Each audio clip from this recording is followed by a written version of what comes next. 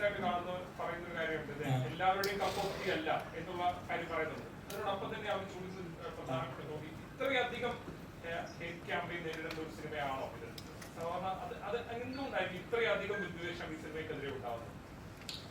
എവ്രിവൺസ് cup of tea എന്നൊക്കെ പറയുന്നത് അതൊന്നും നമ്മൾ ഒരിക്കലും ഒരാള് എക്സ്പ്രസ് ചെയ്യേണ്ട ഒരു വാചകമായിട്ട് എനിക്ക് തോന്നുന്നില്ല. Not everyone's cup of tea എന്ന് പറഞ്ഞിട്ടുണ്ടെങ്കിൽ ഞാൻ ബുദ്ധിമാനും നിങ്ങളൊക്കെ ബുദ്ധി ഇല്ലാത്തവരെന്നല്ലേ എന്നർത്ഥം.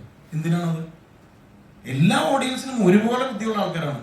അവരുടേതായ രീതിയിൽ അത് അണ്ടർസ്റ്റാൻഡ് ചെയ്യാനും ആസ്വദിക്കാനും ഉള്ള കേപ്പബിലിറ്റി ഉള്ള ആളുകൾ തന്നെയാണ് ഇവിടെ സിനിമ കാണുന്നത്. അപ്പം നമ്മൾ it's not everyone's cup of tea എന്ന് പറഞ്ഞിട്ട് ബുദ്ധിമാനാവാൻ ആരും ശ്രമിക്കണ്ട. നമ്മളും പറയുന്നില്ല അത്. നമ്മൾ it's a very simple story എന്ന് തന്നെയാണ് അതിനെപ്പറ്റി പറയുന്നത്.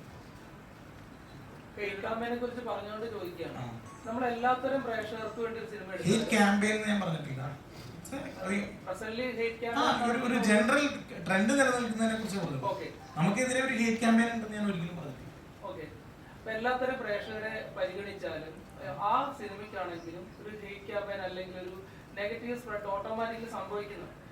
അങ്ങനെയാണെങ്കിൽ എത്ര ഹേറ്റ് ക്യാമ്പയിൻ ഉണ്ടായാലും നെഗറ്റീവ് സ്പ്രെഡ് ചെയ്താലും നല്ല സിനിമകൾ വിജയിക്കുമെന്ന് വിശ്വസിക്കുന്നുണ്ട്.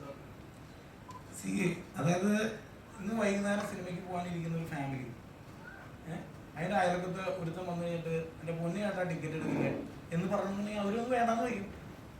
അത് തന്നെയാണ് ഹേറ്റ് ക്യാമ്പയിൻ. അത് പക്ഷെ കുറച്ചുകൂടി ലാർജർ ഫോമിലാണ് നമ്മൾ കാണുന്നതെന്ന് പറഞ്ഞു.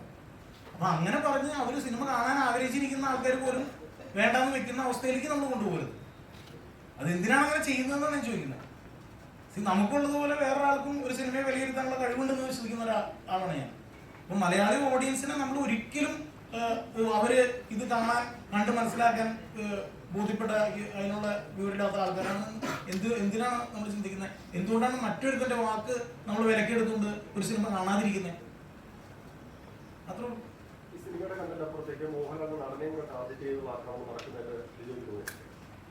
ഇത് ഞാൻ പറയും, ഇതെല്ലാം ഒരു കോമൺ ആസ്പെക്ട് ആയിട്ടാണ് ഞാൻ കാണുന്നുള്ളത് തന്നെ. അല്ലാതെ ഇത് നമ്മുടെ സിനിമ നമ്മൾ ഇതിനുള്ളിൽ പ്രവർത്തിക്കുന്ന എല്ലാവരും ഏറ്റവും 100% കൊടുത്ത് വർക്ക് ചെയ്തൊരു സിനിമ തന്നെ.